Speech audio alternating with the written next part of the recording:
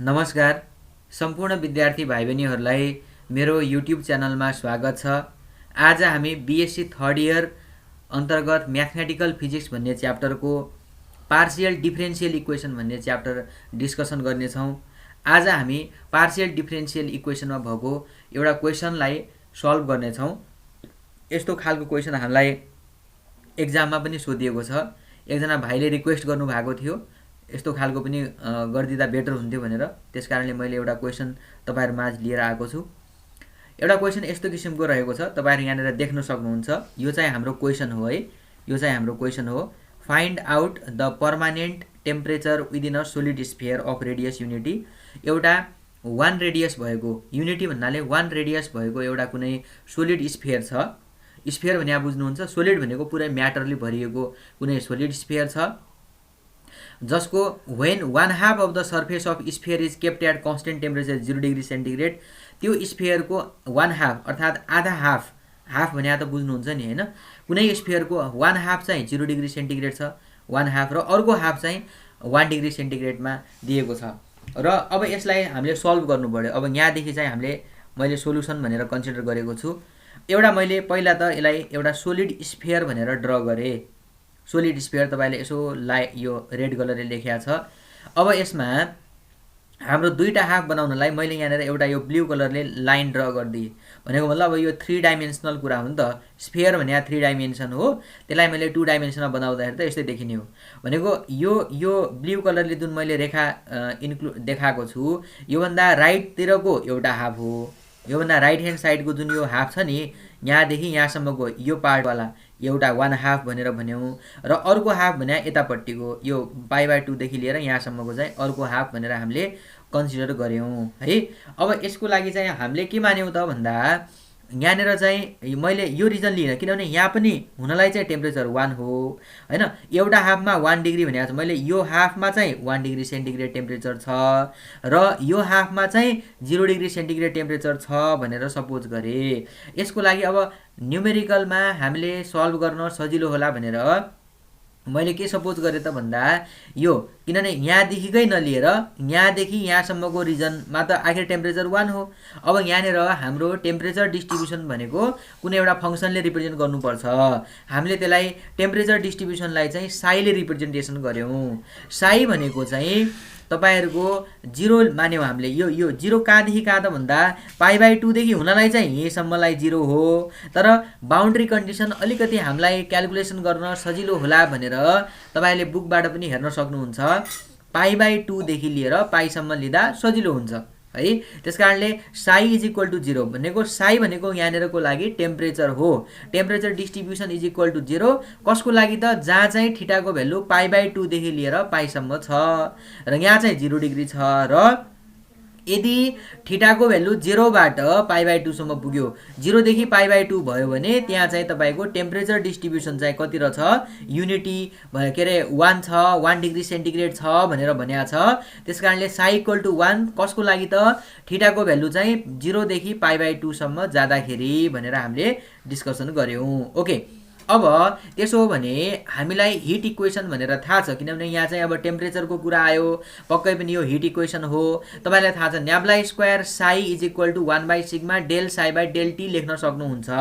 अहिलेको लागि हाम्रो स्फेरिकल पोलार कोअर्डिनेट सिस्टम भएको भएर आर थीटा फाई, अब टी पनि लेख्यौं हामीले र यतापट्टि पनि आर थीटा फाई भनेर लेख्यौं। तर यो सिस्टम त जेड एक्सिस सँग सिमेट्रिकल छ। हेर्नुस्, सिमेट्रिकल भनेको जेड एक्सिसले त ठ्याक्कैलाई आधा पारेको छ नि त। त्यसकारणले हामीले के भन्न सक्छौं भने, जेड एक्सिस सँग सिमेट्रिक भएको भएर जुन फाई हुन्छ नि, phi coordinate r theta phi भन्ने छ, फाई कोअर्डिनेट चाहिँ इन्डिपेन्डेन्ट कोअर्डिनेट हो भनेर हामी सपोज गर्न सक्छौं। त्यसलाई भन्नको अर्थ त्यसलाई हामी इग्नोर गर्न सक्छौं, त्यसलाई ओमिट गर्न सक्छौं भनेको है। त्यसपछि स्टेडी स्टेट भनेको मतलब हामीलाई कन्स्टेन्ट टेम्परेचर दिइराखेको छ नि त। एउटा हाफमा टेम्परेचर तपाईको कन्स्टेन्ट टेम्परेचर भनेको छ 1 डिग्री सेन्टिग्रेड छ, अर्को हाफमा कन्स्टेन्ट टेम्परेचर भनेर चाहिँ हामीलाई 1 डिग्री सेन्टिग्रेड दिएको छ। त्यसकारणले कन्स्टेन्ट टेम्परेचर भनेपछि त तपाईको del psi by del t भने के हो त, rate of change of temperature हो। किनभने अहिलेको लागि त साईले टेम्परेचर रिप्रेजेन्ट गरिराखेको छ भनेपछि del psi by rate of change of temperature होला त हुँदैन नि त हैन। त्यसकारणले यसलाई चाहिँ हामी के मान्न सक्छौँ, 0 मान्न सक्छौँ। त्यसो भयो भने nabla square psi equal to के हुने भयो त हाम्रो यति हुने भयो, यो del nabla square psi is equal to 0, किनभने यसको भ्यालु चाहिँ हाम्रो 0 आयो। ओके, अब अगाडि बढौँ। अब हामीसँग अब म्याथमेटिकल कुरा मात्रै हो। Nabla square psi is equal to 0 भनेर हामीले लेखिसकेका छौँ है। अब यसपछि चाहिँ हामीले के गर्न सक्छौँ भने तपाईँलाई न्याब्ला स्क्वायरको भ्यालु त थाहा होला नि। स्फेरिकल पोलार कोअर्डिनेट सिस्टममा हामीले लेख्दाखेरि हामीले के लेख्छौँ त 1/r square del by del r square del psi by del r है, प्लस त्यसपछि के हुन्छ 1/r square sine theta, 1/r square sine theta del by del theta, अनि के हुन्छ त sine theta del psi by del theta, plus त्यसपछि के हुन्छ 1/r square sine square theta, त्यसपछि के हुन्छ त del square psi by del phi square बराबर 0 भनेर हामीले लेख्न सक्छौँ। यति भने चाहिँ तपाईँको न्याब्ला स्क्वायरको भ्यालु हो। अब यसमा त हामीले के अरे योलाई त हामीले फाई कोअर्डिनेटलाई त ओमिट गरिसकेका छौँ नि त। अब यसलाई ओमिट गरिदियौँ भने चाहिँ यसलाई हटाउन मिल्यो। त्यसो हो भने के हुन्छ त 1/r square del by del r square del psi by del r, plus त्यसपछि के होला त 1/r स्क्वायर साइन थिटा, अनि त्यसपछि के त डेल बाई डेल थिटा, अनि के sine theta del psi by del theta is equal to के होला त 0 होला हैन। किनभने अहिलेको लागि हाम्रो जुन प्रब्लम छ त्यो भनेको सिमेट्रिकल अबाउट जेड एक्सिस भनेपछि अब यहाँनिर फाई कोअर्डिनेटलाई हामीले हटाउन मिल्यो, किनभने फाईको त्यहाँ डिपेन्डेन्ट नै छैन भने किन राख्नु पर्यो त। फाईले गर्दा कुनै भेरिएसन नै हुँदैन भनेपछि त्यसलाई हामीले हटाउन मिल्यो। अब यो आर स्क्वायरलाई उतापट्टि पठाइदिनुहोस्, हामीसँग के बच्यो त डेल बाई डेल आर, अनि r square del psi by del r, plus अनि त्यस पछाडि गएर 1/sin थीटा, त्यस पछाडि अनि हाम्रो del by del theta sine theta del psi by del theta भनेर हामी लेख्न सक्छौँ है। इज इक्वल टु के भन्न सकियो त 0 भनेर भन्न सकियो है। ल हेर्नुहोस्, अब हामीले यति लेखिसके पछाडि यसलाई अब हामी के गर्न सकिएला त भने अब यसलाई अलिकति, किनभने योभन्दा अगाडिको स्टेप तपाईँले बुझिहाल्नु भयो होला। यो आर स्क्वायर जुन छ नि, यो आर स्क्वायर यो आर उतापट्टि 0 तिर पठाइदिएको हो है।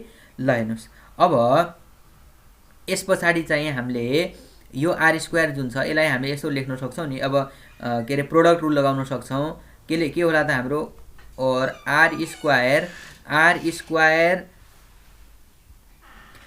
स्क्वायर अनि यो हुने भयो del square psi by del r square, plus त्यसपछि के होला यसको डेरिभेटिभ गर्दा 2r डेल साई बाई के होला त हाम्रो डेल आर होला, प्लस त्यसपछि हामी यसलाई चाहिँ हामी के गर्न सक्छौँ भनेपछि यो चाहिँ हाम्रो 1/sin थीटा अनि del by del theta sine theta del psi by del theta is equal to 0 भनेर मान्न सक्छौँ है।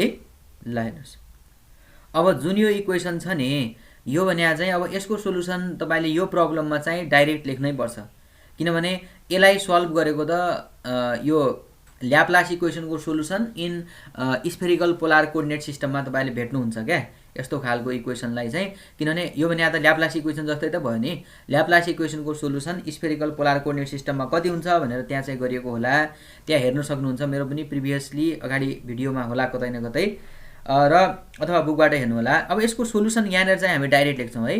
यसलाई सपोज मैले इक्वेसन 1 माने, इट्स सोलुसन अब अहिलेको लागि त यादै गरे जस्तो सम्झिनु पर्यो है, किनभने यो क्वेसनमा तपाईँले त्यो सोलुसनलाई पनि देखाउन जानुभयो त तपाईँहरूको 1-2 पेज अझ जान्छ क्या, त्यो निकै कम्प्लेक्स हुन जान्छ। त्यस कारणले यसलाई चाहिँ सिधै लेख्छौँ हामी। दस इट्स सोलुसन भनेको यो इक्वेसनको सोलुसन है। Its solution can be written as यसको सोलुसन चाहिँ तपाईँले Laplace equation in spherical polar coordinate सिस्टममा भनेर होला त्यहाँ चाहिँ हेर्नु होला है त। ल यसको सोलुसन कस्तो हुन्छ त भनेपछि सोलुसन भने त हामीले साईको भ्यालु निकाल्ने त हो नि। साई इज इक्वल टु हाम्रो कति आयो त भन्दा समेसन एन भनौँ हैन, समेसन एन, त्यस पछाडि एएन आर का पावरमा n प्लस त्यसपछि गएर bn आर का पावरमा n प्लस 1 है, पावरमा n प्लस 1 हो।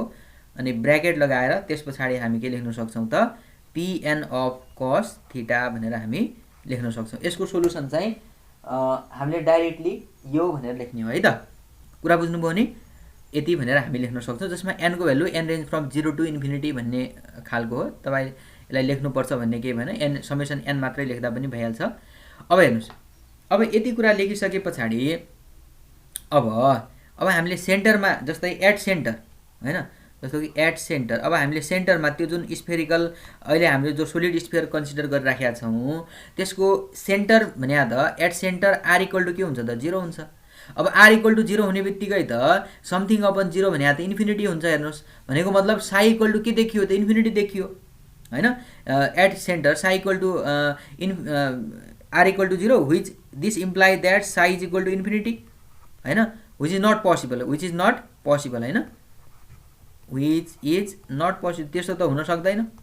अब त्यो त्यो त्यो जुन सोलिड स्फियर छ त्यो सोलिड स्फियरको सेन्टरमा, त्यो सोलिड स्फियरको सेन्टरमा अथवा त्यसको एउटा हाफमा चाहिँ हाम्रो टेम्परेचर 0 डिग्री सेन्टिग्रेड छ, अर्को हाफमा 1 डिग्री छ भने त्यसको सेन्टरमा चाहिँ इन्फिनिटी होला, सम्भव भयो त भएन नि। अनि अब हामीलाई यो टर्मले गर्दा के देखियो त प्रब्लम भयो हैन।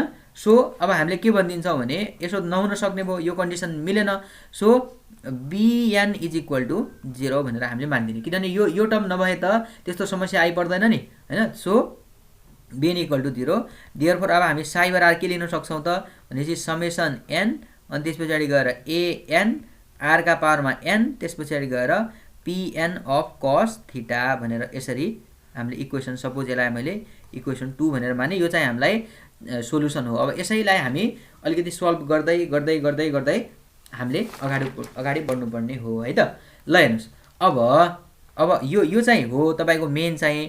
अब हामी यसमा बाउन्ड्री कन्डिसनहरु पनि सँगसँगै राख्दै जाने हो र त्यसपछि चाहिँ तपाईहरुलाई अलिकति इजीनेस हुँदै पनि जान्छ है। But r equal to the unity radius त 1 हो कि नै, but radius r equal to the 1 हो नि, रेडियस 1 भयो भने हाम्रो साई कस्तो भयो त भन्नुस् त समेसन n अनि यो an हैन, an अनि r को भ्यालु 1 भइसके पछाडी अनि बाँकी के त pn अफ cos थीटा है, pn अफ cos थीटा है त। ल हेर्नुस्, अब यति भइसके पछाडी अब हामी कसरी अगाडि बढ्ने त भन्दा यहाँनेर अब यसो गरौँ, यसलाई चाहिँ यो इक्वेसनको दुवै साइडमा अथवा यसो गरौँ न, यहाँनेर लेट भनेर मानौँ है, लेट जुन यो cos थीटा छ नि त यो cos थीटालाई म्यू भनेर मान्न पाइन्छ हैन, भेरिएबल हो, अलिकति हामीले सल्भ गर्न सजिलो होस् भनेर हो। त्यसपछि साई बराबर कति आयो त हाम्रो समेसन n अनि गएर an त्यसपछि गएर pn अफ म्यू भनेर हामीले लेख्यौं। अब यसलाई यसो गरौँ, मल्टिप्लाइङ दुवैतिर pn अफ म्यूले मल्टिप्लाई गरौँ र इन्टिग्रेट पनि गरौँ। त्यसपछि मल्टिप्लाइङ, म स्टेप वाइजै जान्छु है, मल्टिप्लाइङ अन बोथ साइड्स है, multiplying on both side by कसले गरौँ त pn अफ म्यूले दुवै साइडमा मल्टिप्लाई गरौँ। त्यसो भने के होला भन्नुहोस् त, यतापट्टि हाम्रो साई अनि त्यसबाट गएर pn of mu is equal to यतापट्टि के होला समेसन n अनि गएर an अनि त्यसपछि गएर pn अफ म्यू को के होला त हाम्रो स्क्वायर होला हैन। त्यसपछि अब के गर्ने भने अब इन्टिग्रेसन गरौँ। अब नाउ इन्टिग्रेट हैन, नाउ इन्टिग्रेटिङ हैन with respect to mu, integrating with respect to mu from कहाँबाट त फ्रम -1 टु +1 सम्म इन्टिग्रेसन गरौँ यसलाई है त। अब यसलाई इन्टिग्रेसन गर्नुभयो भने अब के होला त, यसलाई मैले यसलाई इन्टिग्रेसन -1 टु +1 अनि हाम्रो साई छँदैछ pn अफ म्यू। अब d म्यू आउनु पर्यो इन्टिग्रेसनको लागि।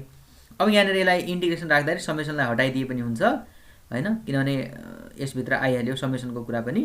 -1 टु 1 त्यस पछाडि गएर यसलाई मैले हटाइदिए अनि an अनि त्यस पछाडि गएर pn अफ म्यू को स्क्वायर अनि के भयो त d म्यू है। यति कुरा तपाईले बुझ्नुभयो होला, आई होप सो है। ल हेर्नुस्, अब त्यसो हो भने अब हामीले यसबाट अगाडि कसरी बढ्ने भन्नुहुन्छ भनेपछि एउटा हामीसँग रुल छ, यो चाहिँ हाम्रो लेजेन्ड्रे पोलिनोमियलमा नि यस्तो खालको एउटा यसको orthogonality रिलेसन छ -1 to 1 अनि pm of x अनि pn of x dx बराबर यसको फर्मुला यस्तो हुन्छ 2/2n + 1 अनि डेल्टा mn भनेर हुन्छ। भन्नुको अर्थ यो चाहिँ हाम्रो कस्तो भयो त भन्दा यदि m र n बराबर भइदिने हो भने के होला त m र n बराबर भइदिने हो भनेपछि -1 to 1 अनि pn of x को के भयो त स्क्वायर भयो भएन pn of x को स्क्वायर dx बराबर m र n बराबर हुँदाखेरि त डेल्टा mn भने त 1 हुन्छ। कति हुने भयो त 2/2n + 1 भयो भएन भनेपछि यदि डेल्टा mn भने त यो तपाईहरुलाई थाहा छ क्रोनेकर डेल्टा m र n बराबर भयो भने 1 हुन्छ m र n नट इक्वल टु भयो भने 0 हुन्छ। त्यसकारणले हाम्रो त यहाँ बराबर छ।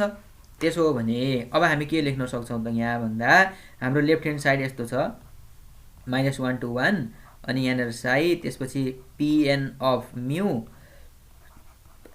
dmu इक्वल टु अनि हाम्रो यहाँनेर कन्स्टेन्ट चाहिँ an छ त्यसलाई बाहिरपट्टि लेख्यौं अनि pn of x हेर्नुस् त -1 to 1 pn of x को स्क्वायर dx भने 2/2n + 1 हो। सो यसलाई तपाईले के लेख्न पाउनु हुने भयो त 2/ अनि के लेख्न पाउनुहुन्छ 2n + 1 लेख्न पाउनुहुन्छ। ओके र अब यसपछि तपाईहरुले अगाडि बढ्नु भयो भने यहाँबाट an को भ्यालु हो नि त हामीले निकाल्नु पर्ने। अब an लाई निकाल्नु है त। अब an = यो उतापट्टि क्रस मल्टिप्लाईमा गयो 2n + 1/2 होला -1 to 1 होला त्यसपछि साइ अनि pn of mu अनि के होला त dmu होला हैन। ल हेर्नुस् है अब यति कुरा भइसकेपछि हामीले के फेरि के कन्सिडर गरौँ भने लेट अघि नै हामीले मानेकै कुरा मानौ फेरि mu = cos थीटा भनेर मानौ। अघि नै हामीले मानेका थियौ नि cos थीटा लाई। अब dmu भन्या के भयो त तपाईको cos को derivative -sin theta d theta होला। अब तपाईको mu = -1 भयो भने थीटा = के होला त पाई होला हो कि हैन। mu को भ्यालु -1 भने थीटा त्यतिखेर कति होला cos पाई को भ्यालु हुन्छ नि त अनि mu को भ्यालु 1 भयो भने त्यतिखेर थीटा को भ्यालु के भयो त 0 हो। सो त्यो अनुसार हामी अगाडि बढौं है त। ल हेर्नुस् अब यहाँनेर हामी an निकालि राखेका छौं an बराबर 2n + 1/2 इन्टिग्रेसन हेर्नुस् है -पाई mu को भ्यालु -1 हुँदा थीटा को भ्यालु पाई छ त्यसकारणले तपाईले के गर्नु पर्यो त पाई जानु पर्यो अनि mu को भ्यालु 1 हुँदा थीटा को भ्यालु 0 पाई टु 0 त्यसै साइ चाहिँ साइ छदै छ हैन। अनि त्यसपछि गएर pn of तपाईले के लेख्न सक्नुहुन्छ यसलाई mu लाई cos थीटा लेख्न सक्नुहुन्छ अनि pn यो ब्र्याकेटमा है फेरि dmu को भ्यालु के हो त dmu को भ्यालु तपाईसँग के छ -sin थीटा अनि d थीटा भनेर छ है त। ल अब अगाडि बढौं। अब अगाडि बढ्नु पर्दा अब के गर्नु पर्ला त हामीले यहाँनेर भन्दाखेरि यसो गरौँ न योलाई an हामी जो निकालि राखेका छौं नि an लाई मैले 2n + 1/2 यहाँ छदै छ हेर्नु न यो यहाँ माइनस छ भने यो माइनसले गर्दा मैले इन्टिग्रेसनको तल र माथि चेन्ज गर्न पाउँछु। यसलाई मैले यो माइनसलाई हटाएर यसलाई मैले यो इन्टिग्रेसनको जुन लिमिट छ त्यसलाई तलको माथि माथिको तल गर्दिए यसलाई माथि गरे अनि के भयो त हाम्रो साइ भयो अनि हाम्रो के भयो त pn of cos थीटा एकैछिन pn of हाम्रो pn of के हुन्छ त cos थीटा त्यसपछि अनि यहाँनेर sin थीटा अनि के भयो त t थीटा भयो हैन त। ल हेर्नुस् है अब यति कुरा तपाईहरुले लेखिसकेपछि अब यसलाई हामीले कसरी अगाडि बढ्ने किनभने बाउन्ड्री कन्डिसन लाउनलाई त फेरि हामीलाई चाहिँ 0 देखि π/2 अनि त्यस्तो दिया छ नि त हैन। अब यसलाई यसो गरौँ अब यसलाई फेरि ब्रेक गरौँ an भनेको 2n + 1/2 मा यस्तो गरौँ एउटा चाहिँ पहिला चाहिँ 0 देखि π/2 सम्म जाउँ 0 देखि π/2 अनि यो भनेको हाम्रो भित्रको भेरिएबल त्यही नै राखौं pn of cos थीटा अनि त्यसपछि गएर हाम्रो sin थीटा d थीटा एउटा भयो प्लस त्यसपछि के गरौँ त π/2 देखि पाइ सम्म जाउँ पाउँछ गर्न हैन 0 देखि π/2 एउटा π/2 देखि फेरि पाइ अनि यहाँनेर हाम्रो के भयो त साइ अनि त्यसपछि गएर pn of cos थीटा अनि त्यसपछि के भयो त यहाँनेर हाम्रो sin थीटा छदै छ अनि के भयो त d थीटा भयो यसरी राख्यौं हैन। ल हेर्नुस् अब बाउन्ड्री कन्डिसनमा जाउँ हाम्रो सुरुको कन्डिसन कतै होला सुरुको कन्डिसन तिर हामीले यदि गयौं भने हेर्नु त π/2 देखि पाइ सम्ममा त 0 रहेछ हैन π/2 देखि पाइमा त 0 रहेछ भनेपछि अब हेरौं है अब यसलाई एकैछिन है, म त्यहाँ पुगिराखेको छु। ल हेर्नुहोस्, अब पाई/2 देखि जुन पाई छ त्यहाँ त साईको भेल्यु 0 छ। हेर्नुहोस् यहाँ 0 हुने बित्तिकै यो टर्मको भेल्यु के होला त 0 होला नि फेरि होइन। अब त्यसै तपाईँसँग आउने भेल्यु के आयो त an = 2n + 1/2 अनि इन्टिग्रेसन 0 to पाई/2 होइन। अनि साईको भेल्यु अब के त, किनभने 0 देखि पाई/2 मा फेरि हाम्रो चाहिँ 0 देखि पाई/2 मा चाहिँ 1 हो। त्यस कारणले यसको भेल्यु त तपाईँले 1 राख्नु पर्यो। अब यहाँनिर कति राख्नु पर्यो त 1 राख्नु पर्यो साईको ठाउँमा।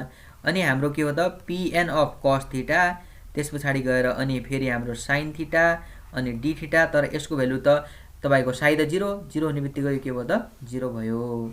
अब यसलाई तपाईँले मिलाएर लेख्नुभयो भने कति आउला त an = 2n + 1/2 इन्टिग्रेसन 0 to कहाँसम्म त पाई/2 सम्म। 1 हुने ठिक छ। अनि pn of cos थीटा अनि त्यसपछि गएर sin थीटा अनि के त d थीटा भनेर हामी निकाल्यौँ है त। ल हेर्नुहोस्, अब यति कुरा भइसके पछाडि अब हामीले अगाडि यसमा अगाडि कसरी बढ्ने भन्ने कुरा यहाँनिर हामी लिन्छौँ। ओके, अब हामीले चाहिँ यसमा फेरि अब फेरि इन्टिग्रेसनको लागि अघिको जस्तै जाउँ फेरि अगेन। अब हाम्रो फेरि अघिको जस्तो cos थीटालाई फेरि हामीले म्यू मानौँ होइन। cos थीटालाई म्यू मान्यो भने के हुन्छ त -sin theta d theta = d mu आउँछ। अनि थीटा = 0 हुँदा म्यू = हाम्रो के आयो त 1 आयो होइन। र थीटा = पाई/2 हुँदा cos पाई/2 भने चाहिँ के आयो त म्यू = 0 आयो। सो यस किसिमले हामी फेरि यसलाई अब लेख्दाखेरि an = यो यतापट्टि लेखेँ मैले। अनि यहाँनिर हाम्रो के छ 2n + 1/2 छ। अनि थीटाको भेल्यु 0 हुँदा cos 0 भनेको 1 हो। त्यस कारणले 1 देखि कहाँसम्म जान्छ त यो 0 सम्म जान्छ। अनि हाम्रो pn of cos थीटा भने के त म्यू अनि sin थीटा भने के त -d म्यू हो होइन, किनभने -sin theta d theta = d mu हो। सो अब an = के भयो त 2n + 1/2 गरे। अनि हेर्नुहोस् यो माइनसलाई मैले यसले गर्दा यसको इन्टिग्रेसनको लिमिटलाई तलको माथिको तल पारिदिए। अनि pn of म्यू अनि मैले d म्यू लेख्न सक्छु हैन त। ल अब यति लेखिसके पछाडि अब हामी यसो गरौँ। अब यसमा के निकालौँ त भन्दा यति कुरा आइसकेपछि अब पहिला a0 निकालौँ। यसरी a0 a1 सबै राखौँ है त। a0 भने n को ठाउँमा 0 राख्ने, n को ठाउँमा 0 राख्दाखेरि 0 + 1/2 भनेको यो भयो 1/2 अनि इन्टिग्रेसन 0 to 1 अनि p0 of म्यू अनि त्यस पछाडि d म्यू। अब यसको लागि केही भेल्युहरू हामीले यो लेजेन्डरी पोलिनोमियलकोहरूको पनि भेल्यु थाहा पाइराख्नुपर्छ। जस्तो कि तपाईँलाई p0 of x भने चाहिँ 1 हुन्छ। त्यसपछि गएर p1 of x भने चाहिँ x हुन्छ।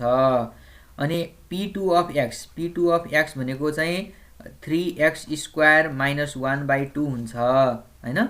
सो यसरी चाहिँ हामी p3 of x को पनि भेल्यु हुन्छ। म एकछिनमा लेखौँला।